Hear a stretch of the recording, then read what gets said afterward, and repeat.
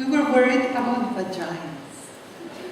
We were worried about what we think about vaginas.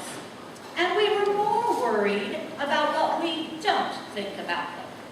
We were worried about our own vaginas. They need a context of other vaginas, a community, a culture of vaginas. There's so much darkness and secrecy around them, sort of like the Bermuda Triangle. Nobody ever comes back from there. First of all, it's not even easy to find a vagina. Women go months, weeks, even years without looking at it. A high-powered businesswoman was interviewed and was asked, "Have you looked at your vagina?" And she said, "I don't have time for that. I'm too busy." She said, "Looking at your vagina is a full day's work. You gotta get down there on your back in front of a mirror that's already full standing. Then you're down there, you gotta find the perfect position, the perfect light. But then you think you have it, but then it's shadowed by the mirror and the weird angle that you're at. You get all twisted up, you have your head up, your back is hurting, it's exhausting." She's too busy. So there were vagina interviews, which became Vagina Monologues. Over 200 women were interviewed. Old women, young women, married women, single women, lesbians, college professors, actors, corporate professionals, sex workers, African American women, Hispanic women, Asian American women, Native American women, Caucasian women, Jewish women. Okay. At first, women were reluctant to talk. They were a little shy. But once they got going, you could not stop them. Women secretly love to talk about their vaginas. They get very excited, mainly because no one's ever asked them before. Let's just start with the word vagina. It sounds like an infection at best. Maybe a medical instrument. Hurry, nurse, bring me the vagina. Vagina, vagina, excellent. Doesn't matter how many times you say it, it never sounds like a word you really want to say. It's totally ridiculous. A completely unsexy word. If you were trying to use it during sex, trying really hard to be politically correct, darling, could you please stroke my vagina? You kill the act right there. We were worried about vaginas, what we call them and don't call them. In Britain, they call it pussycat. A woman there said that her mother used to tell her, "Don't wear panties under your pajamas, dear. You need to air out your pussycat." In Westchester, they call it a pookie. In New Jersey, a twat. There is powder box, a poochie, a poopy, a pee-pee, a poopaloo, a punani, a pow, and a beach. Toady, Dee-Dee, Nishi, Dignity, Monkey Box. Coochie, Snorcher, Cooter, Blade. Gladys Siegelman. VA, Wee Wee, Horse Spot, Nappy Dugout. Mongo, Mookie, a pajama. Fanny Boo, a marshmallow. Aguli, possible, tamale, tortita, Connie, A Mimi in Miami. A split niche in Philadelphia. and a schmender in the Bronx. We were worried about vaginas. Some of the monologues are based on one woman's story. Some of the monologues are based on several women's stories surrounding the same theme. And a few times, a good idea became an outrageous one. This monologue is based on one woman's story, although the subject came up in every interview and was often fraught. The subject being hair. You cannot love vagina unless you love hair. And many people do not love hair. My first and only husband hated hair. He thought it was cluttered and dirty, and he made me shape my vagina. It looked exposed and puffy, and like a little girl, and this excited him. When he made love to me, my vagina felt the way a beard must feel. Good rub and painful, like scratching a mosquito bite. It felt like it was on fire, and there were screaming red bumps everywhere, and I refused to shave it again. Then my husband had an affair. When we went to marital therapy, he said he screwed around because I wouldn't please him sexually. I wouldn't shave my vagina. The therapist had a German accent and gasped between sentences, oh, to show her empathy. When she asked me why I didn't want to please my husband sexually, I told her I thought it was weird. I felt little when the hair was gone down there, and I couldn't help but talking in a baby voice, and the skin got so irritated, and even calamine motion wouldn't help. She told me marriage is a compromise. I asked her if she thought shaving my vagina would stop him screwing around. I asked her if she'd had many cases like this before. She said that questions diluted the process. I needed to jump in. She was sure it was a good beginning. This time, when we got home, he got to shave my vagina. It was like a therapy bonus prize. He clipped it a few times and there was blood in the bath, and he didn't even realize because he was so happy shaving me. Then later, when he was pressing against me, I could feel his spiky sharpness sticking into me, my naked, puffy vagina. There was no protection. There was no fluff. I realized then that hair is there for a reason. It's the leaf around the flower, the lawn around the house. You have to love hair in order to love the vagina. You can't pick the parts you want. And besides, my husband never stopped screwing around. All of the women were asked the following questions. If your vagina could get dressed, what would it wear? Beret, a leather jacket, silk stockings, mink, a pink boa, a melted tuxedo, jeans.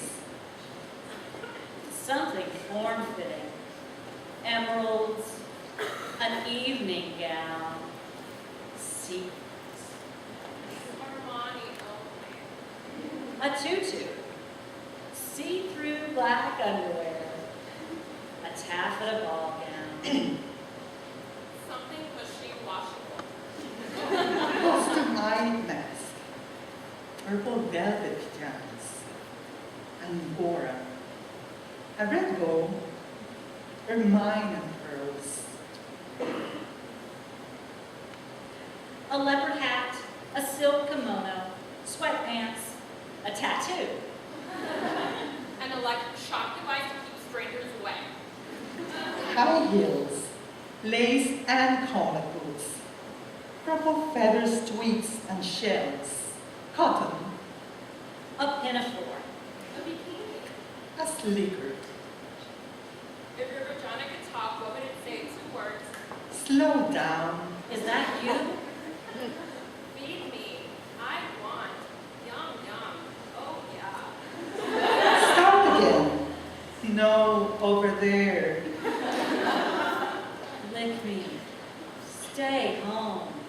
Brave choice. Think again. More, please. Embrace me.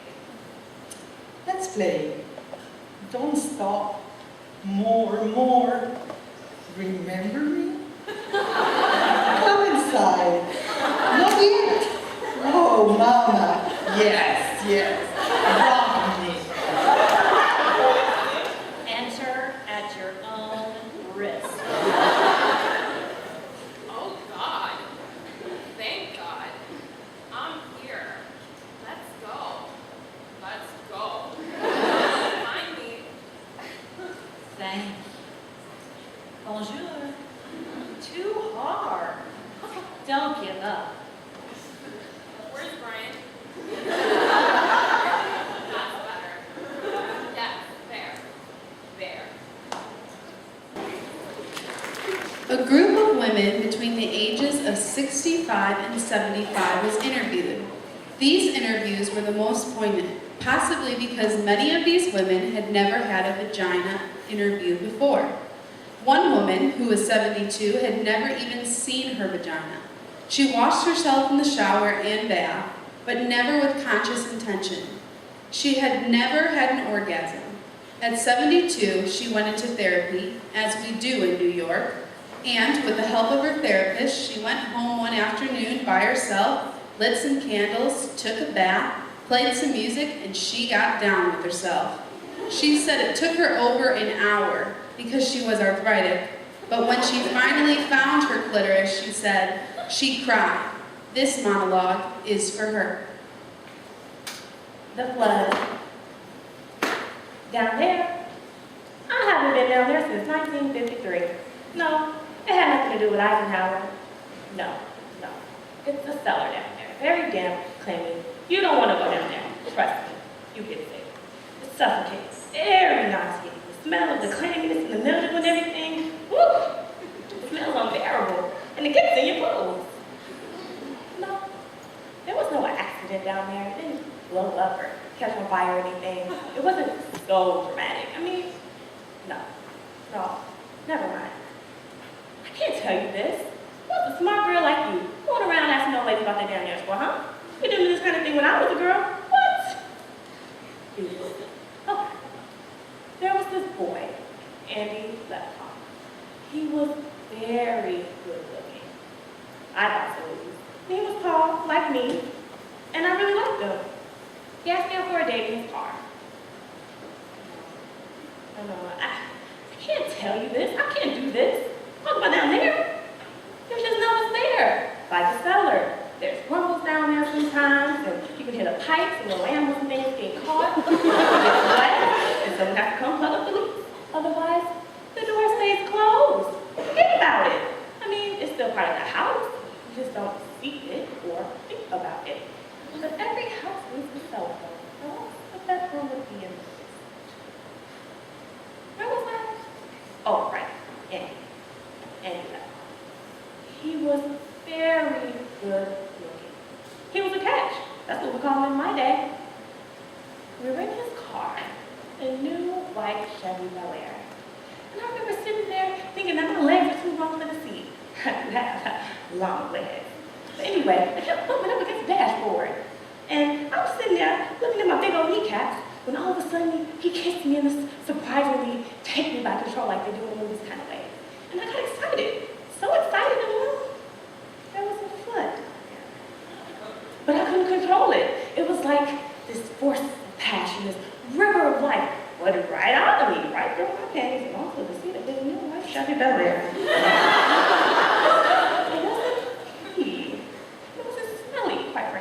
I couldn't smell anything. Andy said that it smelled like sour milk. Never stayed in his car seat. I was a stinky, weird girl. I wanted to explain to him that his kids had caught me off guard, and I wasn't really like this. I even tried to wipe the blood with my dress. It was a new, yellow, primrose dress. And it looked so ugly with the blood on it. Andy drove me home without saying another word. When I got out of the car, closed the door, closed the hose, locked it up, never opened business again. No, I dated some after that, but the idea of flooding made me so nervous. Never even got close to him. Now, I used to have these dreams, crazy dreams. What? Burt Reynolds. I don't even know why, because he never did much in your life, but in the dreams, there was always Burt and I, Burt and I, Burt and I. And it's always the same general dream. We'd be out, Burt and I, at some restaurant, like the kind you see in Atlantic City, with the huge chandeliers and thousands of waiters with vests on. Burt would give me this walking horse and I'm pinning off my blazer. And we'd be laughing. We always laughing, Burt and I, just laughing and laughing. We'd eat shrimp cocktails, huge shrimp, fabulous shrimp. And then we left more. We were very happy together. Then he'd look into my eyes and pull me into the middle of the restaurant. And just as he was about to kiss me, the whole restaurant would start to shake, and pigeons would come flying from under the tables. I don't know what they were doing there, but they were there. And the flood would just come straight from down there. It would just pour out of me and pour, and there'd be fish and little boats, and the whole restaurant would be filled with my blood.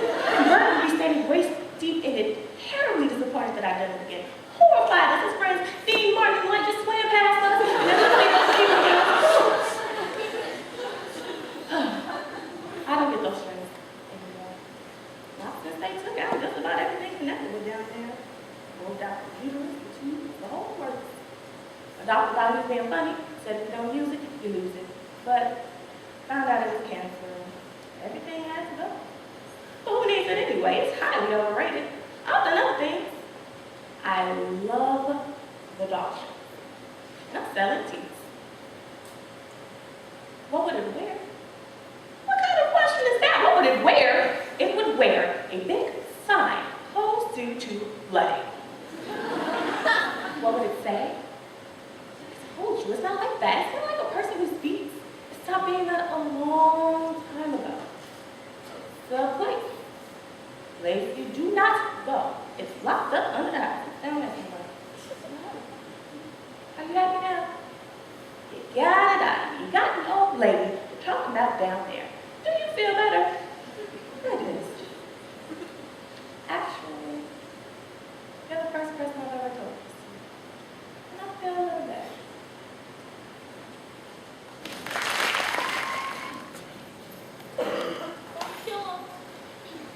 The Vagina Workshop.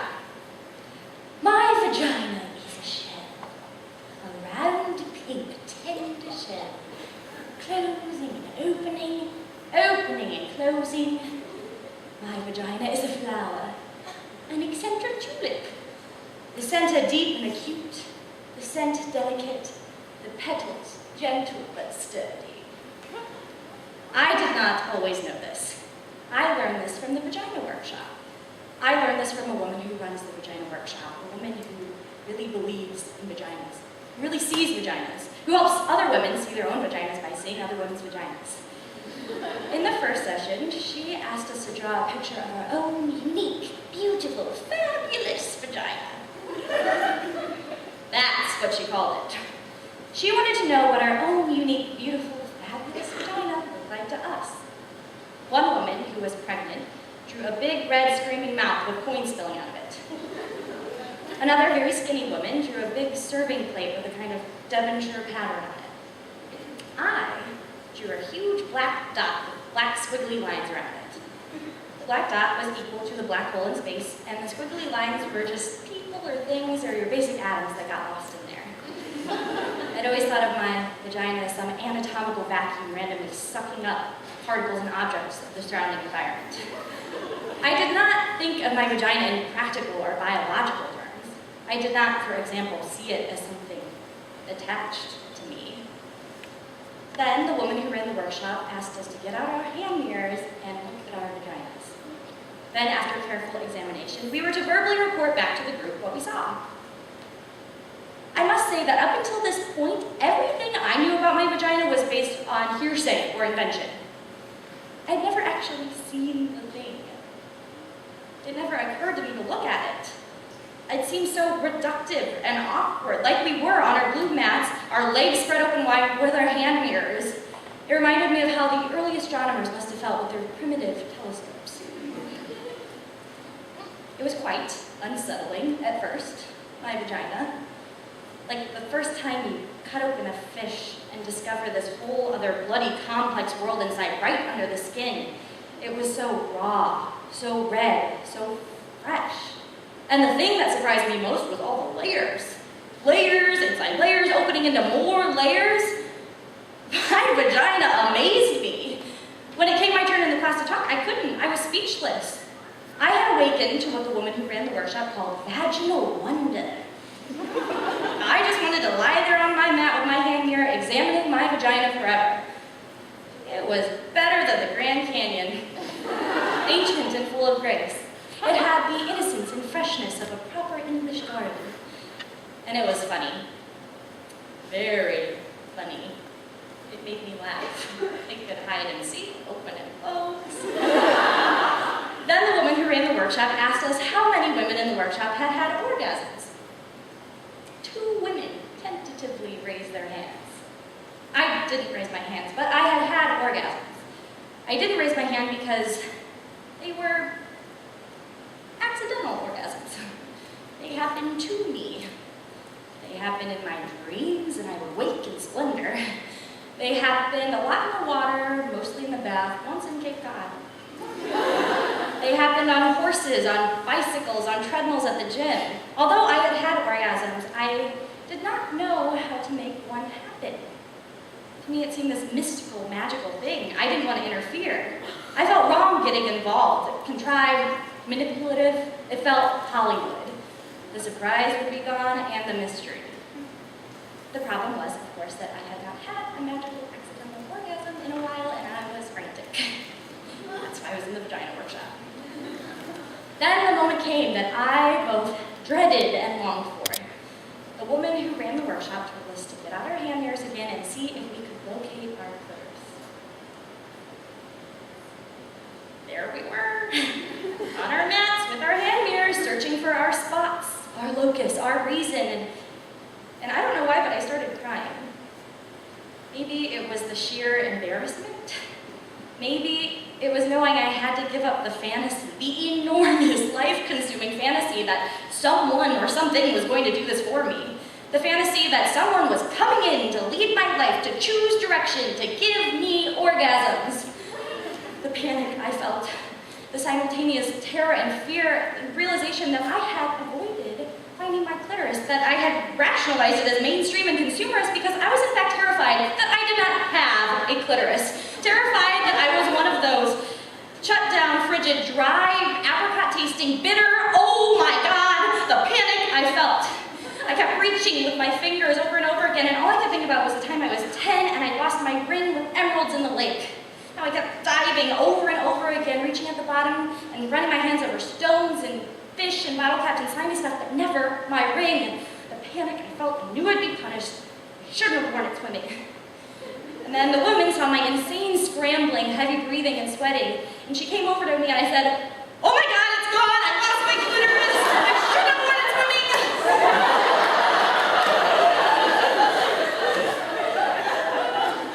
She laughed. She calmly stroked my forehead.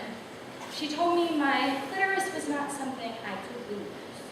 It was me, the essence of me. It was both the doorbell to my house and the house itself. I didn't have to find it. I had to be it. Be it. Be my clitoris. Be my clitoris.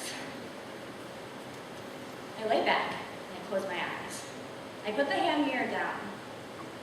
I watched myself float above myself. I watched myself approach myself and re-enter. It was very quiet, this re-entry, quiet but gentle. I felt like an astronaut re-entering the atmosphere of the Earth. Bounced and landed, landed and bounced. I came into my own muscles and blood and cells, and then I slid into my vagina. Then I finally put my finger on what had suddenly become me. There was a little quivering at first, which urged me to stay. And then the quivering became a quake. And the quake became an eruption of layers, dividing and subdividing. And the quaking broke open into a plane of ancient horizon of light and music, and onto a plane of music and colors and longing and connection. And I felt connection. Deep connection as I lay there, thrashing about on my little mat. My vagina is a flower, a tulip, and a destiny. I am arriving as I am beginning to leave. My vagina. My vagina. Me.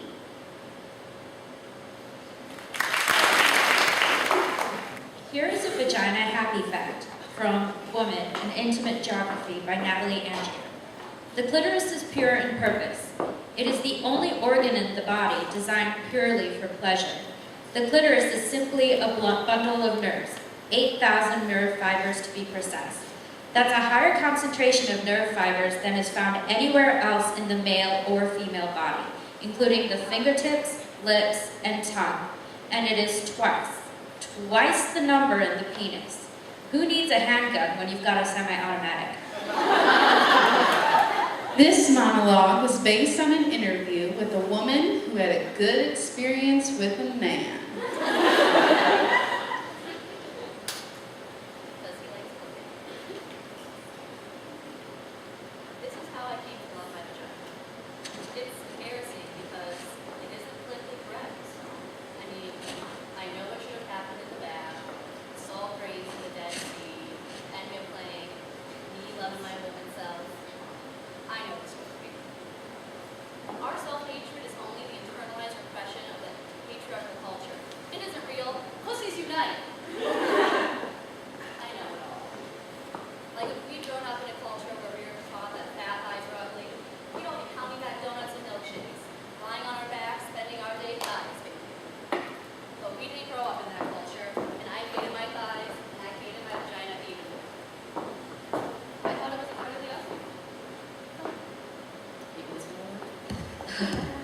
thought it was incredibly ugly. I was one of those women who looked at it, and once I had, I wish I hadn't. I pitied anyone who had to look. In order to survive, I started picturing something else between my legs. I imagined furniture.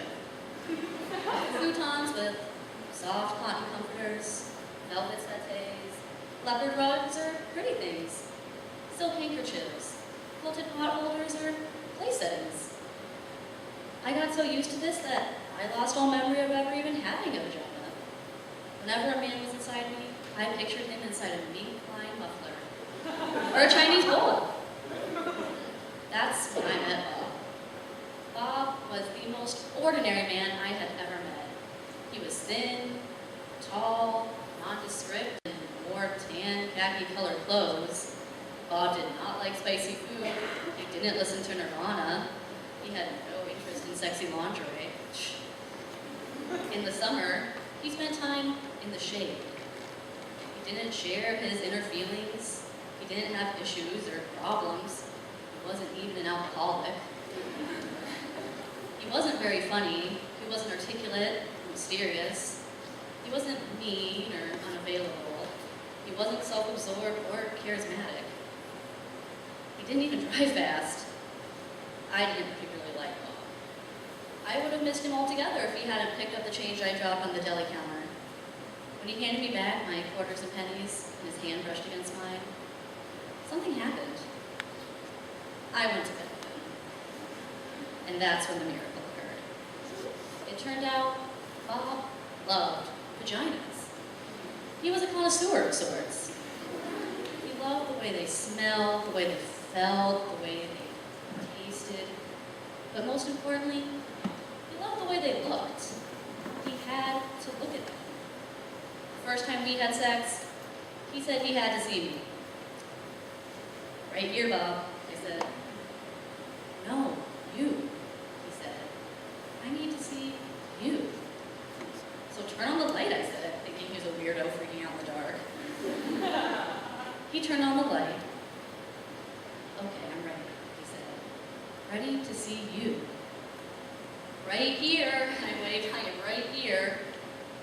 He started to undress me. Whoa, Bob, what you doing there?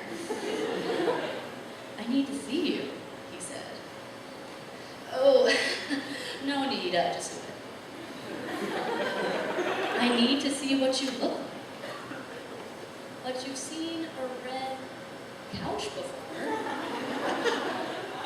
Bob continued. He would not stop. I wanted to throw up and die. This is awfully intimate, Bob. Can't you just do it? No, he said. It's who you are. I have to look. I held my breath. He looked, and he looked. He groaned, and he smiled. He stared, and he gasped. His face changed, and he got breathy. He didn't look so ordinary anymore. He looked like a hungry beast. You are so beautiful, he said. You are so elegant and deep and innocent and wild. You saw all that there? I asked. I saw that and more, he said. So much, much more. Bob stayed looking there for almost an hour, as if he were observing the moon or studying a map or staring into my eyes. But it was my vagina. In the light, as I watched him look at me, he seemed so genuinely happy, so peaceful and euphoric. I began to get wet and turned on. I began to see myself the way that he saw me. I began to feel beautiful and delicious, like a great painting or a waterfall. I began to swell, began to feel proud, began to love my vagina. And Bob, he lost himself in there. And I was right there with him, in my vagina, and we were gone. Not so happy fact. This is the not so happy fact found in the New York Times, April 1996. genital mutilation had been inflicted on 80 to 100 million girls and young women. In countries where it is practiced, mostly in Africa, about 2 million youngsters a year can expect the knife, or the razor, or a glass shard to cut their clitoris or remove it altogether. In a man, it would range from amputation of most of the penis to removal of all the penis. Short-term results include tetanus, hemorrhages, cuts in the urethra, bladder and vaginal walls. Long-term, chronic uterine infection, increased agony and danger during childbirth, and early death.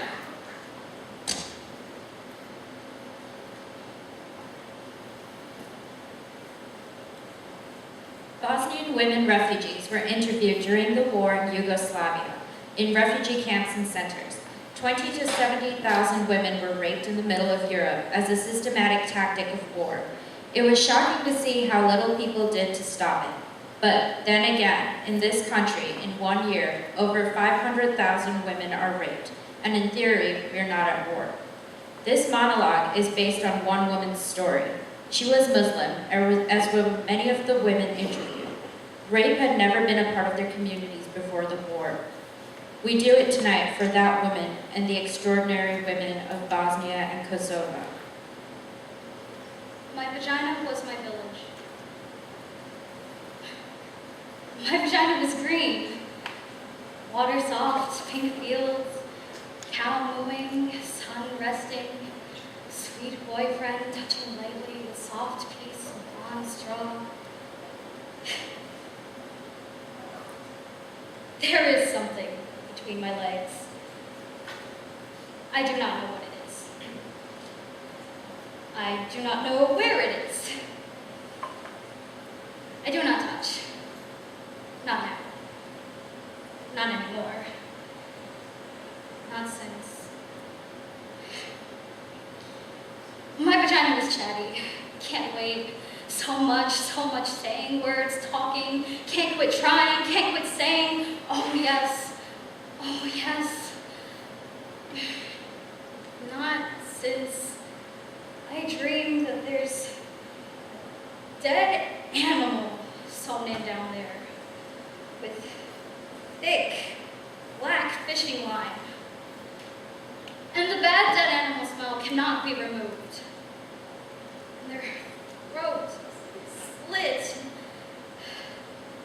It bleeds through all my summer dresses. My vagina is singing all girl songs, all goat bell ringing songs, all wild autumn field songs, vagina home songs.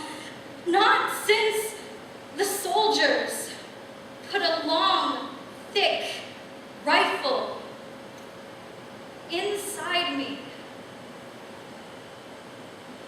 So cold, the steel rod canceling my heart.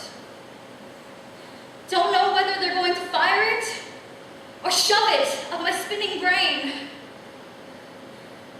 6 of them, monstrous doctors, shoving bottles up me too. There were sticks and the end of a broom.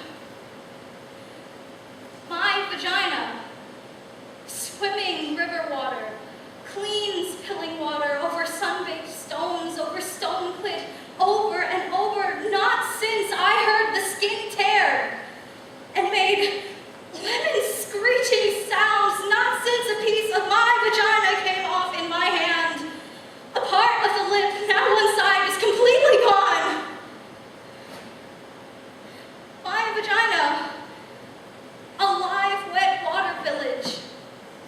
My vagina, my hometown, not since they took turns for 7 days, smelling like feces and smoked meat, then left their dirty sperm inside me. I became a river of poison and pus, and all the crops died, and the fish. My vagina, a live, wet water village.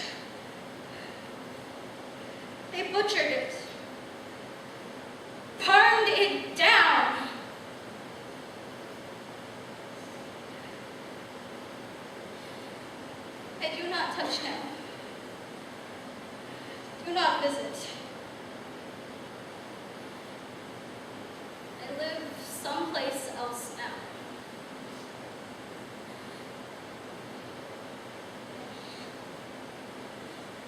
I do not know where that is.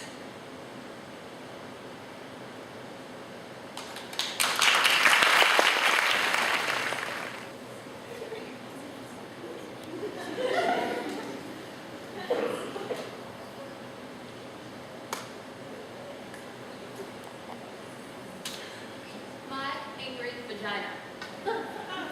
My vagina is angry. It is. It's pissed off. My vagina is furious and needs to talk. It needs to talk about all the shit. It needs to talk to you.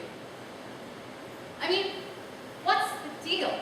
An army of people out there thinking up ways to torture my poor ass, gentle, loving vagina.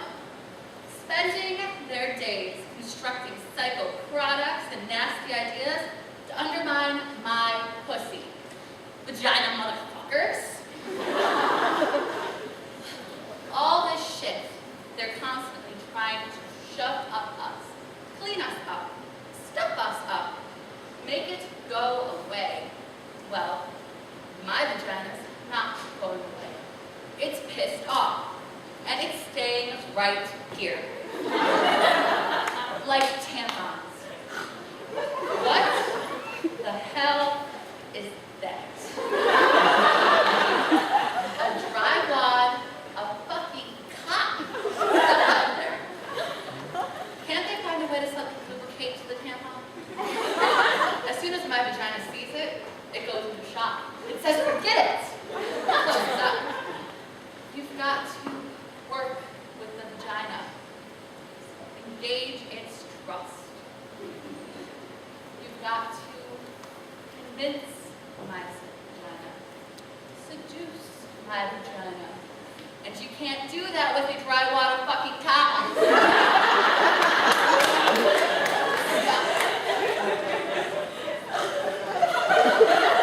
Stop shoving things up me. Stop shoving and stop cleaning it up. My vagina doesn't need to be cleaned up. It smells good already. That's what they're trying to do, you know. Clean it up. Make it smell like bathroom spray or a garden. That's what they're trying to do. All those douche sprays, floral, berry, rain. I don't want my pussy to smell like rain.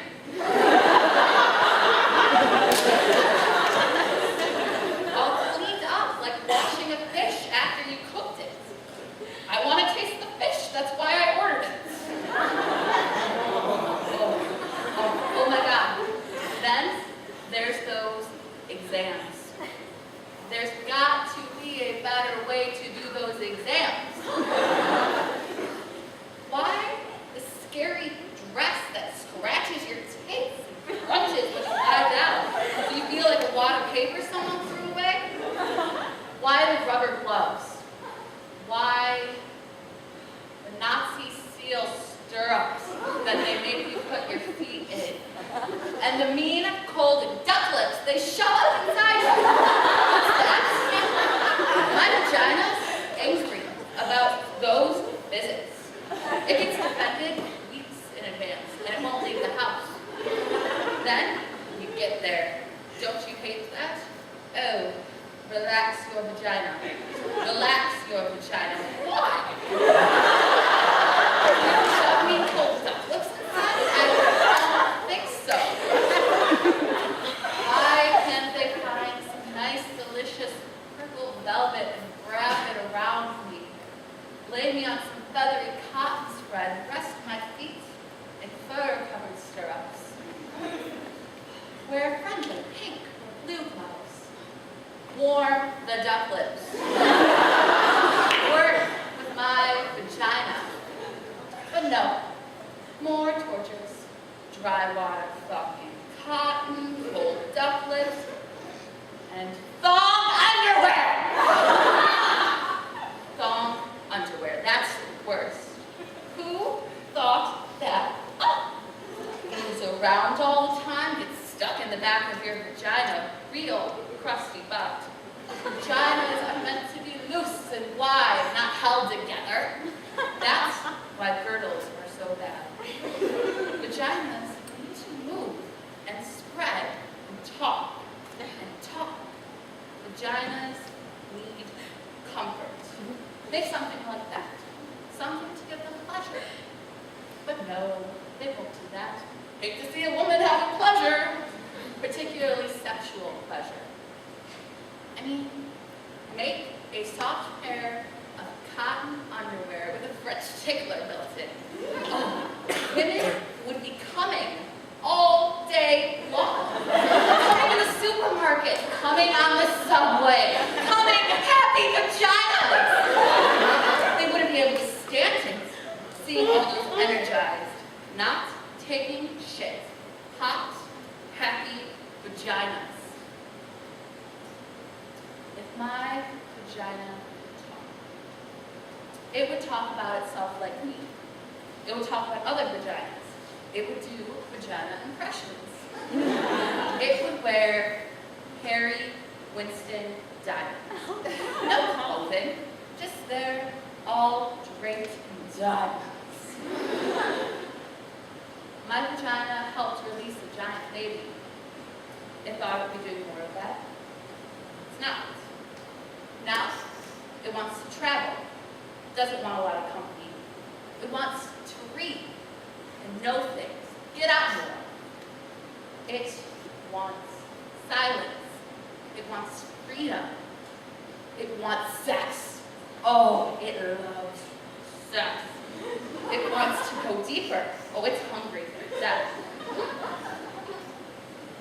It wants gentle kisses and warm liquids, deep touch. It wants chocolate, beauty, trust. It wants to scream. It wants to stop being angry. It wants to come. It wants to want. It wants. My vagina. It wants everything. In hundreds of interviews with homeless women in the last 13 years, only one woman was not sexually abused as a little girl or raped as a young woman. For most of these women, home is a very scary place, a place they have fled. The shelters are ironically the first places many of them ever find safety, protection, or comfort. This is a woman's story as she told it. What isn't in the story is the fact that this woman met another woman in a shelter and they fell in love. And through their love, they both got out of the shelter system. We dedicate this to her memory. The little Coochie Snorcher that could. Memory, December 1965, 5 years old. My mama tells me in a loud, scary, life-threatening voice to stop scratching my Coochie Snorcher. I'm afraid I've scratched it off down there. I don't want to touch myself, not even in the bath. I'm afraid of water getting in there and filling me up till I explode. I put Band-Aids all over my Coochie Snorcher, but they fall off in the water. I imagine a bathtub plug, a stopper to plug me up and prevent anything from getting in. I wear 3 pairs of happy heart pattern underpants underneath my snap-up pajamas. I still want to touch myself sometimes, but I don't. Memory, 7 years old. Edgar Montaigne, who is 10, gets angry at me and punches me with all his might right between my legs. It feels like he breaks my entire self. I limp home. I can't pee. My mama asks me what's wrong with my Coochie Snorcher, and I tell her what happened, but then she gets mad at me. And she yells at me and says, "Don't let anybody touch you there again." But I try to explain to her that he didn't touch me, Mama. He punched me.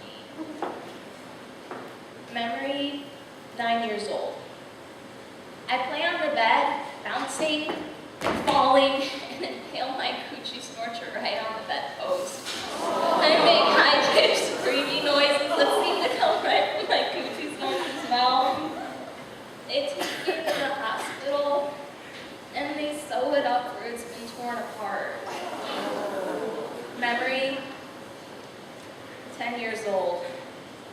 My father's having a party upstairs, and I'm in the basement trying on my new white cotton bra and panties that my father's girlfriend got me, when all of a sudden, my father's best friend, this big man Alfred, comes up from behind me, shoves my panties down, and sticks his big hard penis inside me. I kick, I scream and try to fight him off, but he already gets it in. Then my father's there with a gun, and there's this loud, horrible noise, and there's blood all over Alfred and I. I feel like my Coochie Snorcher is falling out. Alfred is paralyzed for life, and my mama doesn't let me see my father for 7 years. Memory, 12 years old. My Coochie Snorcher is a bad place. It's a place of pain, invasion, blood, punching, and nastiness. It's a place for mishaps and a bad luck zone. I imagine a freeway between my legs and taking me far away from here. Memory, 13 years old. There is this gorgeous 24-year-old woman in our neighborhood, and I stare at her all the time. One day, she invites me into her car, and she asks me if I like to kiss boys, and I tell her I don't like that. Then she says she wants to show me something. And then she kisses me with her lips on my lips. She slides me on my mouth. And wow. She asks me if I want to come over, and then she kisses me again. She tells me to relax, to feel it, to let our tongues feel it. And when she asks my mama if I can spend the night, my mom is so excited that such a beautiful, successful woman has taken an interest in me. Her apartment is fantastic. She's got it hooked up. It's the 70s, the beams, the mood lights, the fluffy pillows. She makes a vodka for herself and then asks me what I want to drink. And I tell her the same that she's having. But then she says that she thinks my mama probably wouldn't like it if I drank vodka. But then I tell her that my mama probably doesn't want to kiss girls either. And then the pretty lady makes me a drink. Then she changes into this chocolate satin teddy, and wow, she looks beautiful. And I always thought that old daggers were ugly. And I say, you look great. And she says, so do you. And I say, but all I've done is this white cotton bra and underpants. And then she changes me slowly into another satin teddy. And it's lavender, like the first soft days of spring. The alcohol is gone in my head, and I am loose and ready. There is this picture of a naked black woman with this huge afro over her bed, and she lays me out gently on the bed, and just our bodies rubbing makes me come. Then she does everything to me and my Coochie Snorcher that I always thought was nasty before, and she tells me, your vagina, untouched by man, is so fresh, so beautiful. I wish I could keep it that way forever. And then I get crazy wild. I'm so hot and so crazy. And then the phone rings, and of course it's my mama. She catches me at everything. I'm sure she knows. And when I get on the phone, I'm breathing so heavy. My mama says, what have you been doing? Running? And I said, no, mama, no, exercising. And when my mama gets on the phone with the lady, she says, make sure there are no boys around. And the lady says, trust me, there are no boys here. When she gets off the phone, she teaches me everything about my Coochie Snorcher. She makes me play with myself in front of her and tells me to always know how to bring myself pleasure so that I don't need to rely on a man. In the morning, I'm afraid I've become a butch because I'm so in love with her. But she laughs, but I never see her again. A little later, I realized that she was my surprising accepted politically incorrect salvation. She transformed my sorry-ass Snorcher and raised it in some kind of heaven. So, what does your vagina smell like? Earth, like garbage, mud, water, brand new morning. Death. Sweet ginger. Sweat. It depends. Musk, me, No smell, I've been told. Pineapple. Chalice essence. Paloma Picasso. earthy meat and musk, cinnamon and cloves, roses, spicy musky jasmine forest, deep, deep forest. Damp moss. Yummy candy. The South Pacific. Somewhere between fish and lilacs. Peaches, the woods, bright fruit, strawberry kiwi tea. Heaven. Vinegar and water. Light sweet liqueur. Cheese. Ocean. Sexy. A sponge. The beginning. We've been threatening to create a map of all the vagina-friendly cities. There are many surprises. Bet you didn't know, for example, that they love vaginas in Oklahoma City. It's important to spread that around, mainly because they wouldn't advertise this piece there because all of the papers are Christian-run. And we know Christians don't have vaginas. But a wonderful vagina fairy tale occurred. That's a VFT. They're happening in cities all over the world. A group of fabulous women from Oklahoma City with hairdos became subversive. They handed out pocket-sized flyers in beauty salons and supermarkets telling people to come to the Vagina Monologues. They only advertised on subversive systems like email. By the third night, women were pulling up in pickup trucks with their own chairs. One girl in Oklahoma told how she had been born without a vagina and only realized it when she was 14. She was playing with her girlfriend. They compared their genitals and she realized hers was different. Something was wrong. She went to the gynecologist with her father, the parent she was close to, and the doctor discovered that in fact she did not have a vagina or a uterus. Her father was heartbroken, trying to repress his tears and sadness so his daughter would not feel bad. On the way home from the doctor, in a noble attempt to comfort her, he said, "Darling, we got an interesting situation. You were born without a vagina. But the good news is we're going to get you the best homemade pussy in America. And when you meet your husband, he's going to know we made it specially for him." They are wild for vaginas in Pittsburgh. It's almost a vagina holiday zone. Who knew? A woman from Pittsburgh was obsessed about a particular word, a pejorative word used to describe the vagina. Her mission was to reconceive the word. Reclaiming cunt.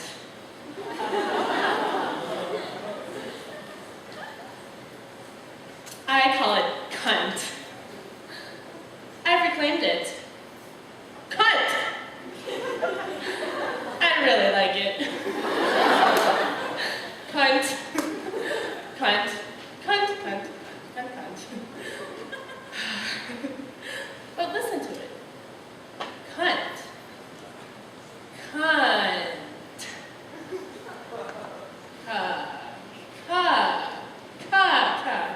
Cavern. Cackle. Clit. Cute. Come closed. Closed inside. Inside cup. Then Then Then curvy, inviting, sharkskin. Uniform. Under. Up. Urge. Ugh. Ugh.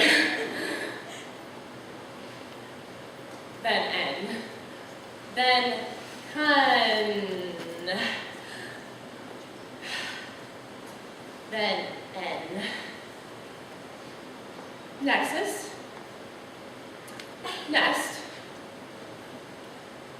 Nice. Nice.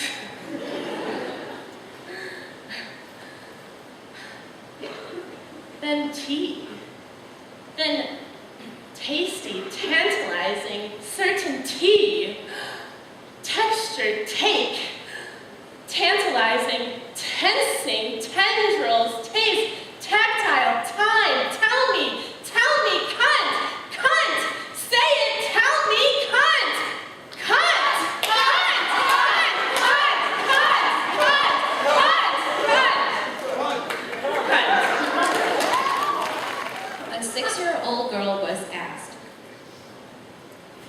If your vagina got dressed, what would it wear? red high tops with a Mets cap worn backwards. And if it could speak, what would it say? It would say words with V and T.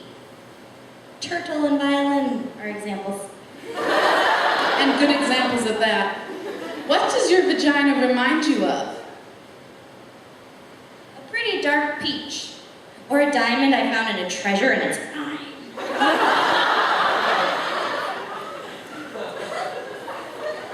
And what's special about your vagina? Somewhere deep inside it has a really, really smart brain.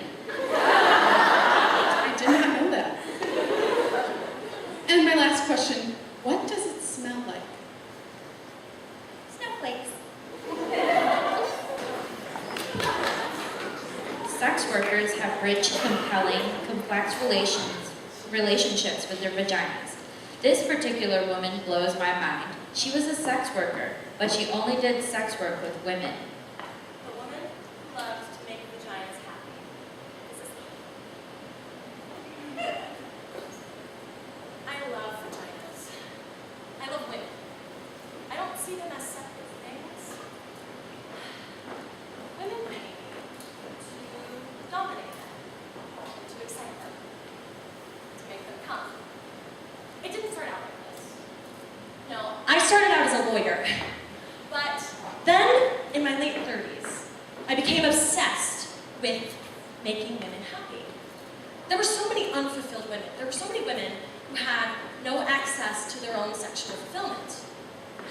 It began as a mission of sorts, but then I got involved in it.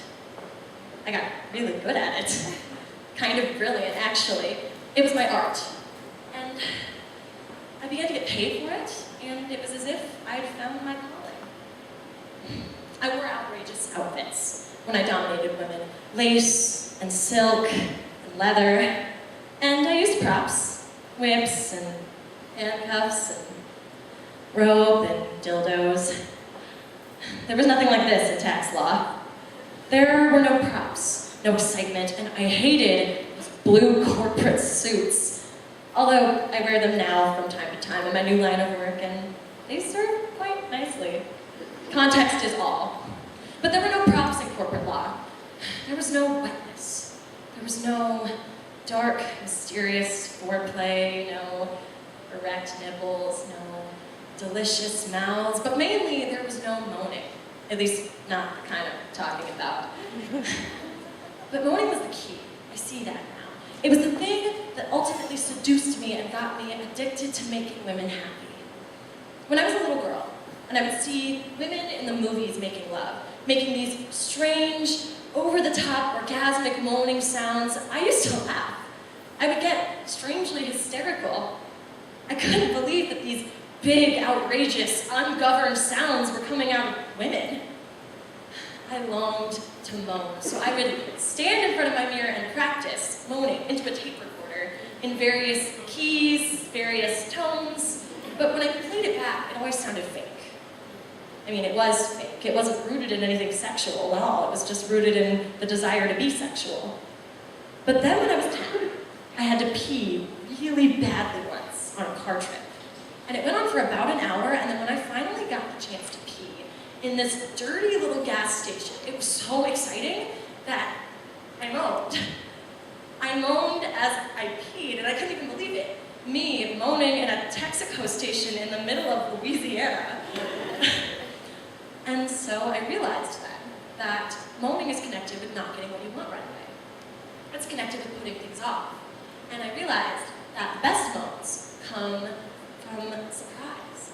They come from this secret, hidden part of you that's speaking its own language. And I realized that moans are, in fact, that language. So I became a moaner. And it made most men anxious. Quite frankly, it terrified them. I was loud, and they couldn't concentrate on what they were doing, so they would lose focus. Then they'd lose everything. We couldn't make love in people's homes, the walls were too thin, and I began to get a reputation in my building. People would stare at me with contempt in the elevator. Men thought I was too intense. Some said that I was insane, so I began to feel bad about moaning. I got quiet, polite.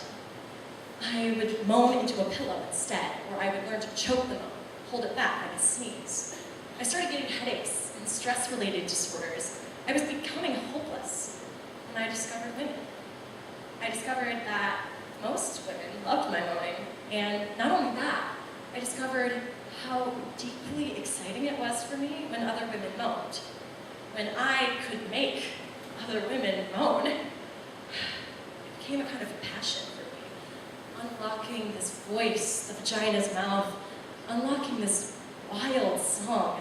I made love to quiet women, and I found this place inside of them, and they shocked themselves with their moaning. I made love to moaners, and they found a deeper, more penetrating moan. I became obsessed. I longed to make women moan, to be in charge, like a conductor or band leader. It was like a surgery, a kind of delicate science, finding this exact tempo, the right location of the moan. It's home, that's what I called it. Sometimes I found it over a woman's jeans. Sometimes I snuck up on it, off the record, quietly disarming the surrounding alarms and moving in. Sometimes I used force, but not a violent, oppressive force. More like a dominating, I'm gonna take you someplace, but don't worry, just lay back and enjoy the ride kind of force. Sometimes it was mundane. I found the moan before things even started. While we were just sitting there, eating chicken or salad, just real casual with my fingers, just here it is like that. Simple. Mixed in with all the balsamic vinegar in the kitchen. Sometimes I used props. I loved props. And sometimes I made the woman find her own moan in front of me. I would just wait and stick it out until she opened up. I wasn't fooled by the minor, more obvious moans. No, no, no. I pushed her further, all the way into her power moan. There's the clit moan. Oh, there's the vaginal moan. Oh, there's the combo clit vaginal moan. There's the almost moan. Oh, there's the right on it moan. Oh, yeah. There's the elegant moan. The Adele moan. Oh.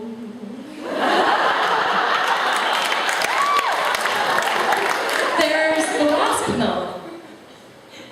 There's the Jewish moan. No, no, no. There's the Irish Catholic moan. Forgive me, Father, for I have sinned. There's the mountaintop moan. High on the hills, the lonely goat, hurling, hurling, hurling, hurling. There is the baby moan. Wah! There's the doggy moan. There is the machine gun moan, the uninhibited militant bisexual moan. Oh, yeah, yeah. There's the southern moan. Yeah! There's the college student moan. I should be studying. I should be studying. There's the diva moan. And finally, there's the surprise triple orgasm moan. Oh God, right there. Oh yeah, oh yeah.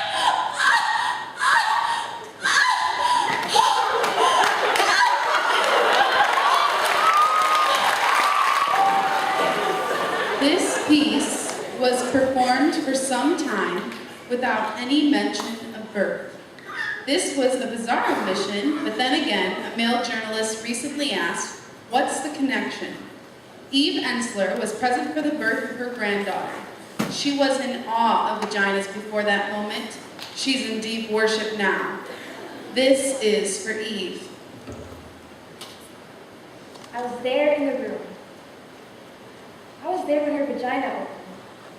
We were all there. Her mother, her husband, and I, and a nurse from Ukraine with her. Whole hand up there in her vagina, feeling and turning her rubber glove. And she talked casually to us. She was turning on a loaded faucet. I was there in the room when the contractions made her crawl on all fours, made unfamiliar moans leak out of all her pores, and still there after hours when she screamed suddenly, arms striking wild and electric air. But I was there when her vagina changed. She went from a shy sexual wound to an archaeological tunnel, a sacred vessel, a Venetian canal, a deep well with a tiny child stuck inside, waiting to be rescued. I saw the colors of her vagina, and they changed. I saw the broken, bruised blue, blistering tomato red, the gray pinks, the darks, the yellow, white liquid, the shit, the clots, all pushing through the holes, harder and harder. I saw through the hole the baby's head, scratches of black hair, right beneath the bone. It was hard and round, as I remember it. And I sat there watching as the nurse from Ukraine turned and turned, her shaky, slippery hands. I was there. Each of us, her mother and I, held the leg, spread her wide apart against her with all our strength pushing, with her husband yelling sternly, counting 1, 2, 3, telling her to focus, harder. When we looked into her then, we couldn't get our eyes out of that place. We forget about the vagina. All of us. I mean, what else would explain our lack of awe or our lack of wonder? Let me tell you, I was there in the room when the doctor reached in with these Alice in Wonderland spoons. And there, as her vagina became this wide, operatic mouth, singing with all its strength. First the head, then the gray flopping arm, and then the body, the fast-swimming body, quickly swimming out to us and into our weeping arms. I was there. I was there as I turned and faced her vagina. I stood up and let myself see her, completely exposed, mutilated, swollen, torn, bleeding all over the doctor's hands whose palm was sewing her up down here. You know, I turned and suddenly her vagina became this wide red, pulsing heart. The heart is capable of sacrifice. So is the vagina. The heart is able to forgive and repair. It can change its shape to let us in, and it can expand to let us out. So can the vagina. It can ache for us, reach for us, die for us, and bleed us into this difficult, wondrous world. So can the vagina. I was there in the room. I remember.